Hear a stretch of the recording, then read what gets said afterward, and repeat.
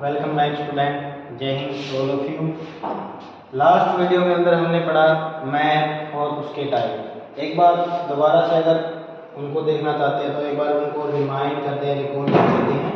पहले हमने देखा ग्लोब, उसके बाद देखा मैप। ग्लोब क्या होता है? It is a true model of our earth. उसके बाद देखा हमने map, it is a diagrammatic representation of any land area और सी, और या फिर किसी भी एरिया का रीजन का एक रिप्रेजेंटेशन है जो हमारे सामने हमें वहाँ की इंफॉर्मेशन शो करता है। उसके बाद उसके तीन टाइप थे, पॉलिटिकल मैप, फिजिकल मैप और उसके बाद था थीमेटिक मैप। फिजिकल मैप में जो नेचर मेड थिंग्स होती है उनको शो किया जाता है, जैसे लैंडफॉर्म, माउंटेन्स, रिवर्स।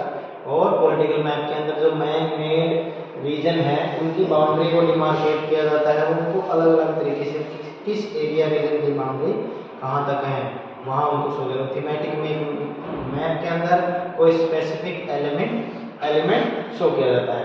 अब उसके बाद है इम्पोर्टेंस ऑफ मैप। अब हम देखेंगे कि हमारी लाइफ के अंदर, डेली लाइफ के अंदर, या फिर हमारी जो ह्यूमन बीइंग की लाइफ सर्वाइवल है उसके अंदर मैप की क्या क्या इम्पोर्टेंस है। फर्स्ट है मैप प्रोवाइड एक्यूरेट इंफॉर्मेशन।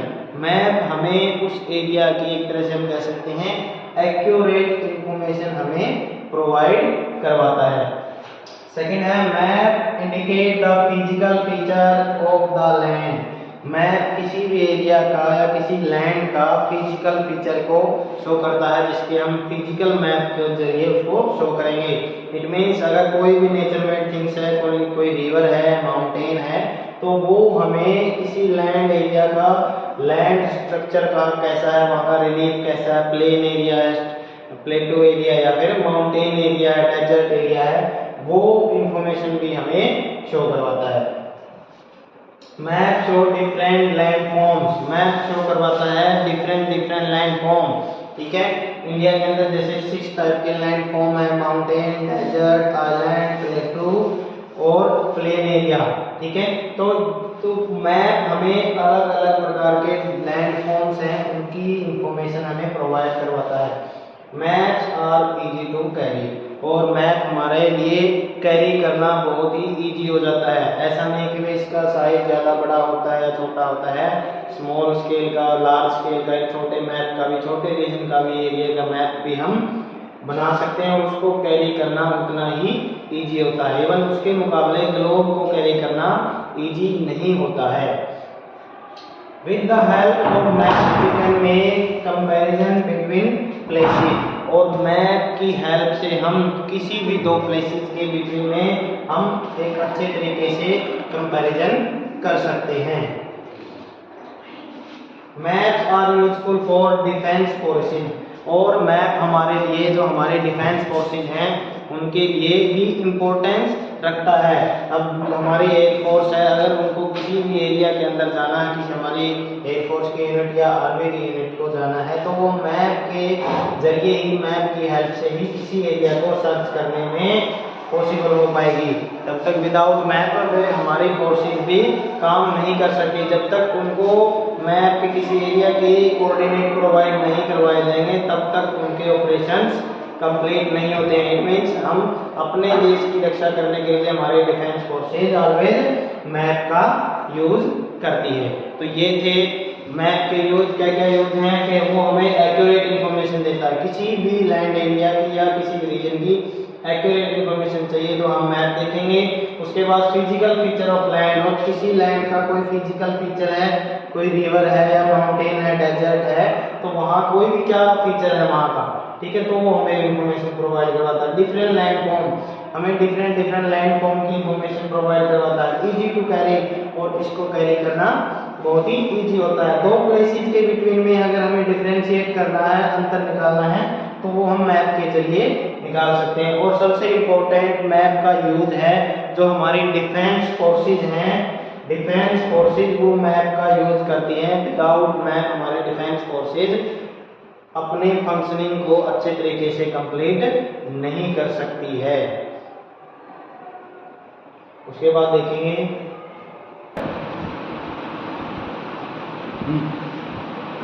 अब देखा हमने कि भाई इम्पोर्टेंस क्या क्या है मैप की। मैप की इम्पोर्टेंस हमने देख ली है। लेकिन मैप बनता कैसे है, ऐसा नहीं है कि अब उसको ऐसे ही बना दिया जाता है।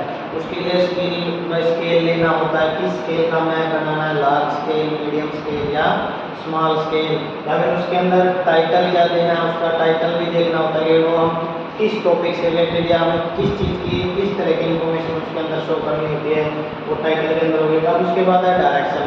उसके अंदर मैप के अंदर हमें शो करना होता है, इंपॉर्टेंट चीज़ होती है उसकी डायरेक्शन। उसकी डायरेक्शन हमें कितनी होती है, नॉर्थ साइड कहाँ है। अगर एक दो डायरेक्शन भी हमें बता दी जाएगी तो हम किसी भी एरिया को, रीजन को फाइंड आउट करना ईजी हो जाएगा। उसके बाद है मैप स्केल, कि मैप का स्केल किस तरह का होना चाहिए, लार्ज स्केल होना चाहिए या फिर स्मॉल स्केल होना चाहिए। कन्वेंशनल सिंबल्स एंड कलर, और मैप के अंदर कन्वेंशनल साइंस का यूज होना जरूरी है, क्योंकि किसी रीजन के अंदर अलग अलग प्रकार के लैंड फीचर होते हैं या फिर मैन मेड स्ट्रक्चर होते हैं, या फिर हम कह सकते हैं कल्चरल एक्टिविटी भी होती है जो मैन मेड करता है, मैन करता है, तो उनसे रिलेटेड भी साइन होता है। कहीं रेलवेज बना रखी है, बस स्टैंड बना रखे हैं, हॉस्पिटल्स बना रखे हैं, तो उनके अगर सिंबल हम मैप के ऊपर शो करेंगे तो हमें पता लग जाएगा कि आगे की तरफ हॉस्पिटल है या फिर आगे कोई रेलवे स्टेशन है। उसके बाद है लेजेंड और की, ठीक है। उसके बाद अलग से भी स्पेसिफिक की होती हैं जो हमें मैप के ऊपर शो करनी होती है। तो अभी हम एक एक करके इन चीज़ों को देखेंगे कि मैप के ऊपर इनकी क्या क्या इंपॉर्टेंस हैं और कैसे इनको कहाँ लोकेट किया जाता है, ठीक है। पहला है, सबसे पहला है टाइटल।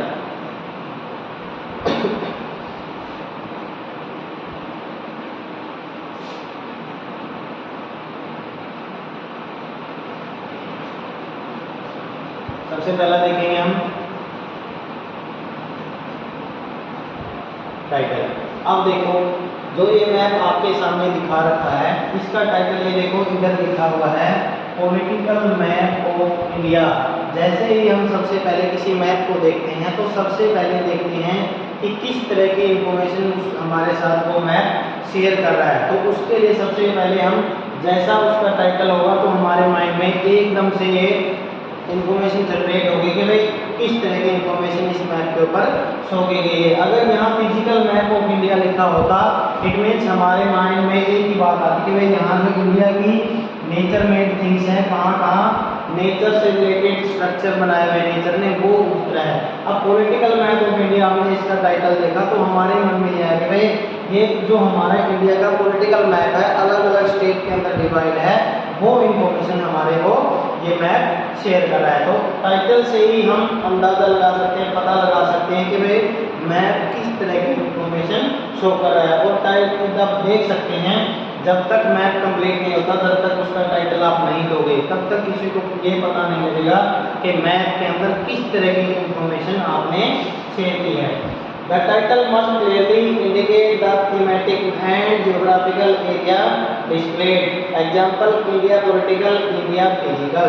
ठीक है, किसी भी रीजन का जब हम मैप बनाते हैं या कि जनरेट करते हैं मैप, तो उसके लिए हमें एक टाइटल देना जरूरी होता है कि वो किस तरह का मैप है, वो पॉलिटिकल मैप है या थीमेटिक मैप है या फिजिकल मैप है। जैसे ये मैप आपके सामने दिखाया गया है तो एक तरह से बता रहा है कि पॉलिटिकल मैप ऑफ इंडिया, और टाइटल को एक सुटेबल जगह भी एक लिखने की फाइंड आउट करनी होती है। ऐसा नहीं कि हम यहाँ पर लिख देंगे या इसके बीच में लिख देंगे वे फिजिकल मैप ऑफ इंडिया, नहीं, इसके या तो कॉर्नर में या मिडल पार्ट के अंदर हम टाइटल को शो करते हैं और बड़े अक्षरों के अंदर या कैपिटल लेटर्स के अंदर इसको शो किया जाता है, ताकि ये अलग तरीके से ही हाईलाइट हो और पहली ही नज़र के अंदर हमें टाइटल हाईलाइट हो जाए और पता लग जाए कि किस तरह का मैप हमें प्रोवाइड किया गया है। ठीक है, उसके बाद है, पहला हो गया टाइटल, उसके बाद है डायरेक्शंस।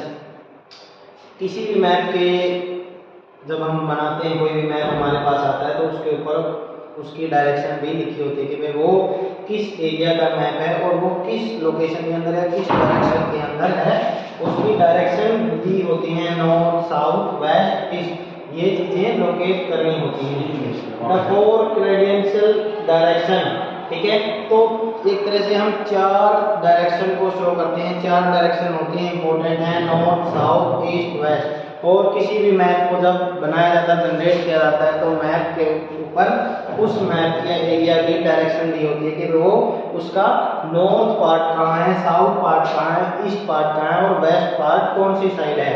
जब तक डायरेक्शन नहीं दी जाएगी उस एरिया के अंदर अगर हमें कोई लोकेशन फाइंड आउट करनी है, तब तक हम वो लोकेशन फाइंड आउट नहीं कर सकते। एग्जांपल ले सकते हैं, जैसे हमारे में डिफेंस फोर्सेस के अंदर मैप का यूज किया जाता है, तो विदाउट डायरेक्शन हमारे जो डिफेंस फोर्सेज हैं, अगर उन्हें पता ही नहीं होगा किस डायरेक्शन के अंदर हमें मूव करना है, तो वो अपने ऑपरेशन को सक्सेसफुल तब तक नहीं कर पाएंगे जब तक उनको डायरेक्शन का पता नहीं लग पाएगा कि हमें नॉर्थ की तरफ मूव करना है या साउथ की तरफ मूव करना है।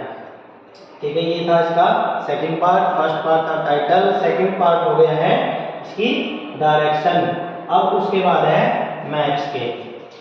मैप स्केल के वो लार्ज स्केल पे बनाया गया है या स्मॉल स्केल पे बनाया गया है, या फिर वो एक तरह से कह सकते हैं हमने कोई छोटा एरिया लिया है या कोई बड़ा एरिया लिया है या मीडियम पार्ट लिया है किसी लैंड का, तो वो चीजें होती है उसका scale. Scale is the ratio of distance between two places on a map to their actual distance on ground. Scale होता है जो एक्चुअल ग्राउंड है हमारे पास और मैप के ऊपर जो हम बना रहे हैं, मैप बना रहे हैं, मैप के ऊपर जो एरिया को हम लोकेट कर रहे हैं, एक्चुअल ग्राउंड और मैप के ऊपर रीजन है, उसके बीच के रेशियो को कहा जाता है कि भाई उसका scale. Some common ways by which the scale of map can be shown, और मैप के ऊपर उसका स्केल शो किया जाता है, तो उसके तीन तरीके हैं। रिप्रेजेंटेटिव फ्रैक्शन, फ्रैक्शन के अंदर शो किया जाता है how many unit on earth surface are equal to 1 unit on map. जैसे ये 50,000 अगर 1 सेंटीमीटर मैप के ऊपर 50,000 किलोमीटर को शो करता है, तो ये फ्रिक्शन के अंदर ये डेटा दिया जाता है। तो जैसे ये आपको लिखा मिलेगा 1/50,000 या 1 रेशो के अंदर दिया मिलेगा, तो ये कैसे ये स्केल को फ्रैक्शन के अंदर रिप्रेजेंट करने का तरीका है। उसके बाद है वर्बल स्केल। वर्बल, जब आप वर्बली किसी मैप के ऊपर लिख देते हो कि 2 centimetre is equal to 1 kilometre, तो वो डायरेक्ट हो गया वर्बल स्केल के अंदर। थर्ड है linear scale. A linear scale is represented in line. The scale shows the relationship between the distance on the ground and the distance on the map. एक line के जरिए show किया जाता है, 1 centimetre की एक लाइन के में जो मैप के ऊपर एक लाइन बना दी जाती है, एक रेखा बना दी जाती है, उस लाइन के जब पार्ट किए जाते हैं 1 सेंटीमीटर कितने एरिया को शो करेगा। यहाँ पर फ्रैक्शन के अंदर लिखी गई है वही चीज, और यहाँ पर लाइन के बना के भी 1 सेंटीमीटर की लाइन 50,000 किलोमीटर को शो करता है, तो वो चीजें इसके ऊपर दी जाती है। तो तीन तरीके में हम स्केल को शो कर सकते हैं, रिप्रेजेंटेटिव फ्रैक्शन, वर्बल स्केल और लीनियर स्केल। तीन तरह के तरीके होते हैं। ठीक है, नेक्स्ट पार्ट है इसका। पहला हमने टाइटल देख लिया, दूसरा उसके बाद हमने देखा स्केल, टाइटल और क्या था कर दिया, हमने देखा टाइटल, डायरेक्शन, स्केल। उसके बाद है हम देखते हैं कन्वेंशनल सिंबल्स और कलर, कि भाई मैप के ऊपर कन्वेंशनल साइन भी देने होते हैं कि कहाँ पर ब्रिज है, कहाँ पर माउंटेन एरिया है और कहाँ पर किस तरह की लैंड फीचर बना हुआ है, मैनमेड है, कोई पुल बना हुआ, ब्रिज बना हुआ है, तो वो चीजें हम इसके ऊपर मैप के ऊपर शो की जाती है। उसके बाद है कोई हिल दिखाना या फॉरेस्ट एरिया शो करना है, तो वो उनके कन्वेंशनल साइन मैप के ऊपर शो किए जाते हैं। उसके बाद है लीजेंड और की। एक तरीके से किसी भी मैन मेड या कल्चरल जो कल्चरल एस्पेक्ट है, उसकी भी जो मेन पॉइंट है कि भाई कहाँ पर हाईलैंड है, कहाँ पर लेक बनी हुई है, कोई और फीचर बना हुआ, कोई बिल्डिंग बनी हुई है, तो सिटी है, टाउन है, तो वो चीजें भी उनके भी अलग अलग सिंबल हैं। जैसे बिल्डिंग का ये स्क्वायर बनाया हुआ है, स्ट्रीम कोई रिवर की स्ट्रीम गई है, सिटी या टाउन के लिए इस तरीके से हमने स्क्वायर बॉक्स बना रखा है। तो ये तरीके की जो साइन है वो भी मैप के ऊपर शो किए जाते हैं। पहला हमने देखा टाइटल, उसके बाद देखा स्केल, उसके बाद देखा डायरेक्शन, उसके बाद कन्वेंशनल साइन, सिंबल और लास्ट के अंदर है लीजेंड और की। ठीक है स्टूडेंट, आई होप आपने यहाँ तक जितना हुआ है वो आपने समझ लिया। बाकी का हम करेंगे नेक्स्ट वीडियो के अंदर।